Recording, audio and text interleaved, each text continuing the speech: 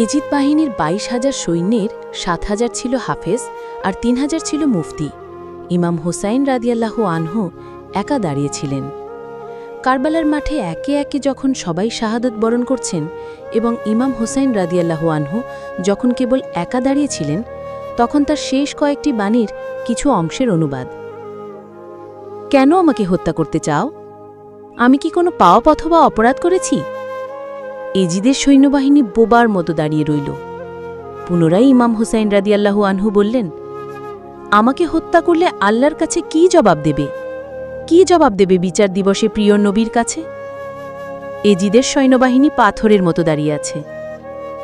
আবার ইমাম হুসাইন রাদিয়াল্লাহু আনহু বললেন, হাল মিন নাসরিন ইয়ানসুরুনা, আমাদের সাহায্য করার মতো কি তোমাদের মাঝে একজনও নাই? তারপরের আহ্বানটি সাংঘাতিক মারাত্মক। ঐতিহাসিকদের মতে এটাই ইমাম হুসাইন রাদিয়াল্লাহু আনহুর শেষ আহ্বান।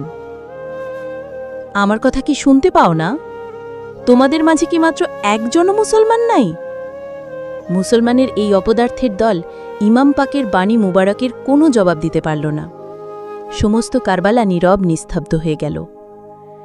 ইমাম হুসাইন রাদিয়াল্লাহু আনহুর শেষ ভাষণটি মাত্র একটি ছোট্ট বাক্য, তবে এর ব্যাখ্যা যদি কাঁচ ভাঙার মতো টুকরো টুকরো করে দেখাতে যাই, তাহলে সেই বাক্যটি হবে খুবই বেদনাদায়ক।